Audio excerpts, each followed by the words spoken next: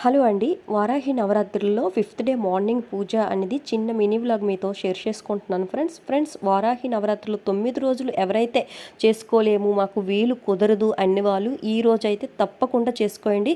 9 రోజులు చేసుకున్నంత ప్రతిఫలం అయితే వస్తుంది. ఈవినింగ్ అమ్మవారికి పంచమి తిథి అంటే చాలా ఇష్టం అండి. పంచమి తిథిలో అమ్మవారికి కంద దీపం పెట్టినా, తమలపాకు దీపం పెట్టినా, అంటే పంచగవ్య దీపారాధన పెట్టినా, లేదు ఇవన్నీ మేము చేయలేము అంటే అమ్మవారికి 5 ఒత్తులు వేసి పాయసం పెట్టి చక్కగా అష్టోత్తరాలు అమ్మవారివి లలిత సహస్రనామం చదువుకునే చాలా మంచిదండి.